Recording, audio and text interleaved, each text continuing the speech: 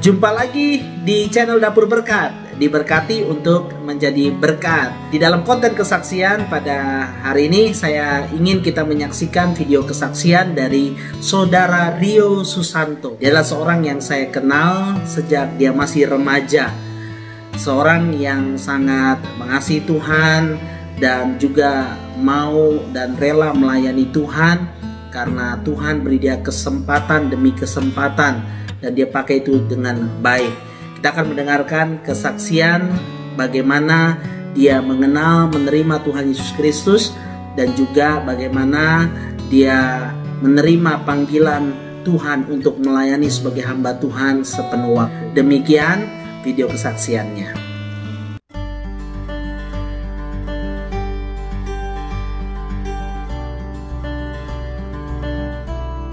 Shalom saudara-saudara. Perkenalkan, saya Rio. Saya adalah seorang hamba Tuhan yang saat ini sedang melayani di gereja asal saya, yaitu Gereja Kristen Protestan Jambi.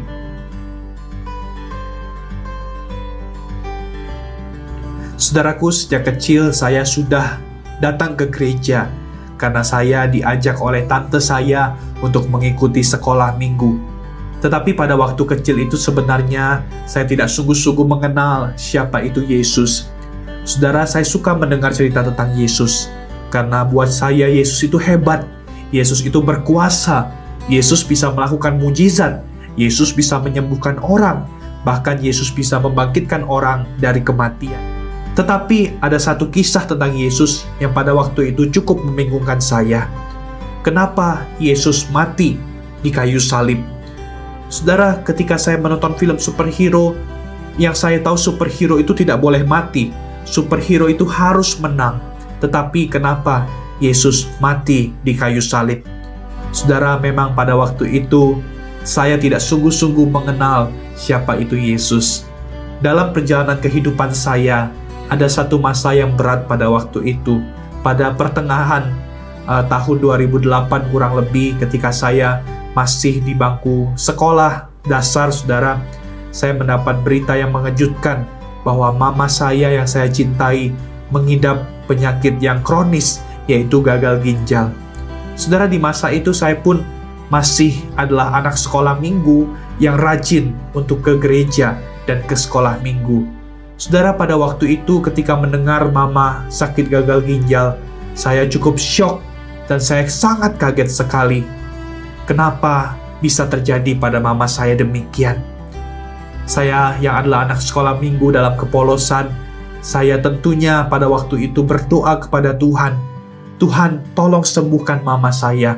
Bukankah Yesus yang saya kenal itu mampu menyembuhkan? Bahkan bukankah Yesus yang saya kenal itu bisa melakukan mujizat dan punya kuasa? Saya terus berdoa kepada Yesus dan saya memohon untuk menyembuhkan mama saya. Tetapi Tuhan berkata lain. Malahan pada tahun 2009, mama saya meninggal dunia. Pada waktu itu, saudara, sebenarnya ada sedikit kekecewaan dalam hati saya kepada Tuhan. Mengapa Tuhan mengizinkan peristiwa seperti itu terjadi kepada saya? Mengapa Tuhan mengambil mama saya ketika saya masih sangat membutuhkannya pada waktu itu? Dan mengapa yang paling penting, Tuhan tidak menjawab doa saya? Saudara, tetapi meskipun ada pertanyaan-pertanyaan tentang Tuhan dalam kehidupan saya tetap pada waktu itu ke gereja dan saya meneruskan kehidupan saya. Saudara, memang saya pada waktu itu cukup merasa Tuhan tidak adil. Kenapa Tuhan mengambil mama saya dan tidak menjawab doa saya?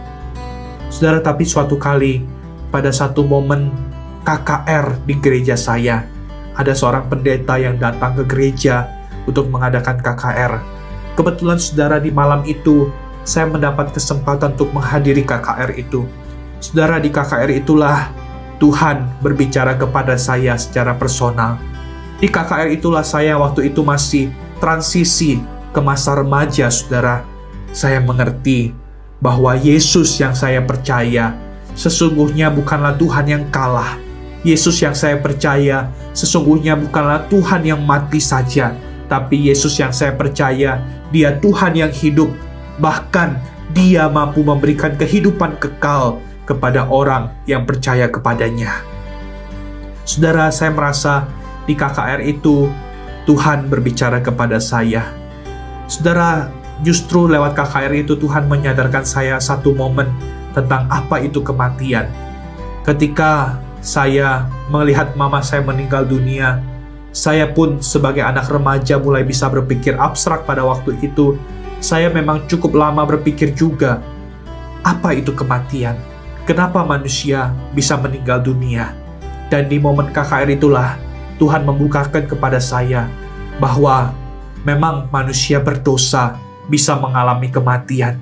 Tapi di dalam Yesus kita punya jaminan kekal bahwa Yesus memegang tangan kita. Bahkan melalui kematian sekalipun, ada Yesus yang akan tetap memegang tangan kita dan membawa kita ke sorga bersama dengan Dia. Saudara, pada waktu itu ada momen di mana terjadi altar calling. Pendeta itu menanyakan siapa yang mau percaya Yesus.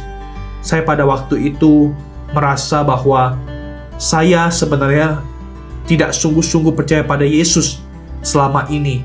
Selama saya menjalani masa-masa kecil saya itu hingga pada masa pra-remaja itu, saudara. Pada KKR itu, saya merasa Tuhan berbicara kepada saya secara personal. Lewat KKR itu Tuhan menjawab pertanyaan saya tentang kematian, dan Tuhan memberikan jawaban tentang kepastian hidup kekal di dalam Yesus. Tuhan memberikan saya jawaban bahwa mama yang saya kasihi yang meninggal dunia, dia ada bersama dengan Tuhan. Saudara, dan saya pun mau menerima hidup yang kekal itu. Di momen KKR itulah Tuhan menggerakkan hati saya. Saya ingat jelas ketika pendeta berkata untuk kedua kalinya, jangan keraskan hatimu. Jika Tuhan memanggil engkau untuk bertobat, jika Tuhan memanggil engkau untuk menerima Dia sebagai Tuhan dan Juru Selamat, angkat tanganmu dan maju ke depan untuk didoakan. Saudara, satu perkataan yang cukup menampar saya. Pendeta itu berkata, jikalau engkau malu mengakui Tuhan, jikalau engkau malu untuk mengangkat tangan dan maju ke depan, padahal Tuhan menggerakkan hatimu, jangan sampai Tuhan malu mengakui engkau di hadapan Bapa. Saudara, pada saat itulah saya maju, saya memberanikan diri untuk maju ke depan dan menerima Yesus sebagai Tuhan dan Juru Selamat saya. Itulah satu titik momen di mana saya sungguh-sungguh percaya kepada Yesus sebagai Tuhan dalam hidup saya.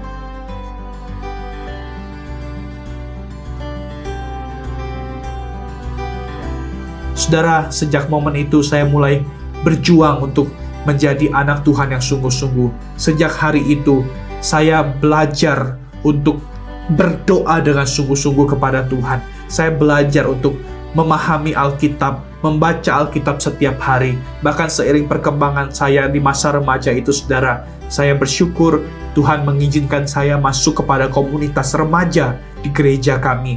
Dan Tuhan banyak membentuk saya di sana lewat orang-orang percaya, lewat teman-teman remaja pada waktu itu, lewat kakak-kakak remaja yang banyak membimbing saya, bahkan lewat hamba-hamba Tuhan di gereja yang cukup banyak membimbing saya.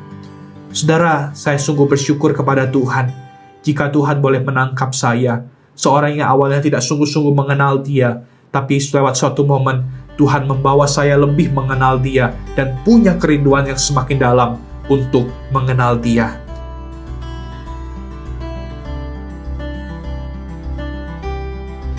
Ya, saudara, ketika saya pada masa awal SMA, saya masih aktif di gereja dan saya masih aktif di remaja. Suatu kali, saudara, ada KKR kembali yang diadakan di gereja kami.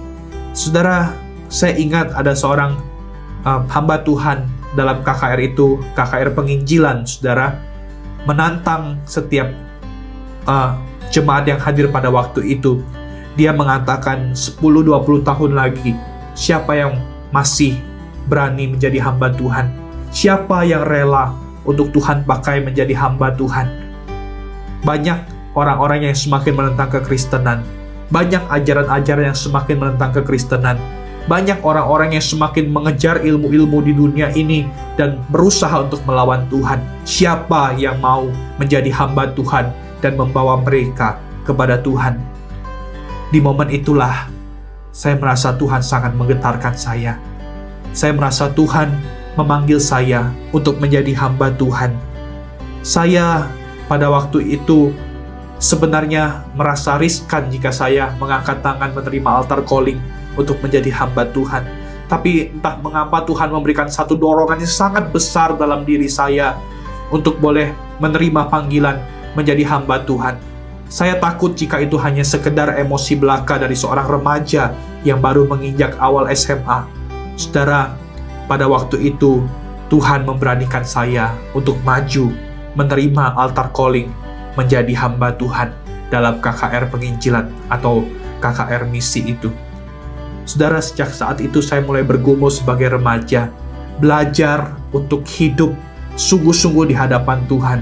Meskipun ada jatuh bangun, ada kalanya saudara terjadi masa-masa saya mengalami banyak pergumulan sebagai remaja, merasa kesepian sebagai remaja, merasa butuh pengakuan sebagai remaja. Tapi saya bersyukur Tuhan menolong saya. Di masa remaja Tuhan menjaga saya lewat orang-orang percaya di gereja, lewat persekutuan remaja di gereja saya, lewat sekolah minggu remaja di gereja saya, yang terus membentuk saya untuk semakin mengenal Tuhan, bahkan mempersiapkan saya untuk menjadi hamba Tuhan. Dan akhirnya saudara, saya memilih sebuah seminari untuk boleh saya gumulkan dan saya doakan. Dan Tuhan akhirnya menuntun saya untuk sekolah di seminari STT Amanat Agung untuk membentuk saya menjadi hamba Tuhan. Saya sungguh bersyukur untuk panggilan Tuhan yang luar biasa ini, dan saya merasa siapakah saya jika Tuhan mau pakai untuk menjadi hambanya.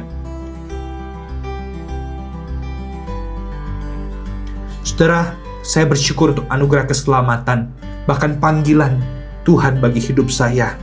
Dan saya ingin rindu Tuhan pakai lebih lagi memenangkan jiwa. Saya rindu Tuhan membawa saya untuk menantang dunia ini bagi Kristus, membawa para kaum intelektual mengenal siapa itu Kristus, membuktikan ketuhanan Yesus Kristus bagi banyak orang. Dan saudara, saya rindu menjadi alat Tuhan untuk memenangkan dunia ini. Di akhir kesaksian ini saudara, izinkan saya membacakan sebuah ayat yang saya pikir menjadi tema besar dalam kehidupan saya. Saudara, ayat itu adalah dari Yeremia 29 ayat 11. Demikian firman Tuhan. Sebab aku ini mengetahui rancangan-rancangan apa yang ada padaku mengenai kamu. Demikianlah firman Tuhan, yaitu rancangan damai sejahtera dan bukan rancangan kecelakaan, untuk memberikan kepadamu hari depan yang penuh harapan. Saudara, mungkin dulu dalam hidup saya ada begitu banyak kejadian-kejadian yang tidak menyenangkan.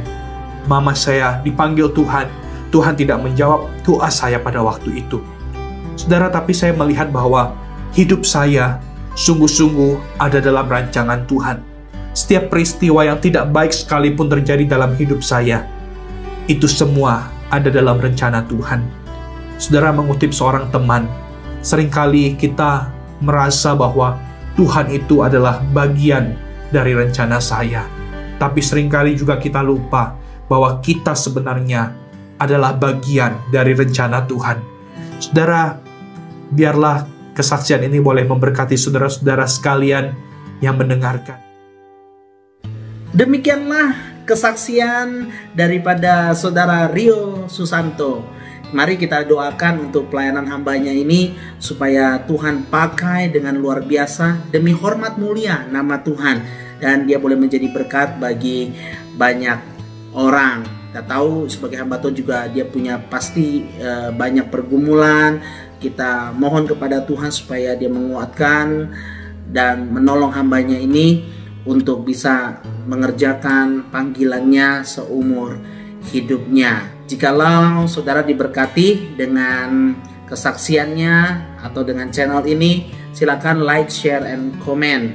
Kiranya lewat apa yang saudara bisa lakukan di dalam dan melalui channel ini bisa menjadi berkat juga bagi banyak orang. Nantikan video-video kesaksian berikutnya. Kiranya itu boleh menginspirasi kita, memberikan kita motivasi, kekuatan di dalam kita melihat bagaimana karya Tuhan yang ajaib, luar biasa, unik bagi tiap-tiap orang. Tuhan Yesus memberkati kita sekalian.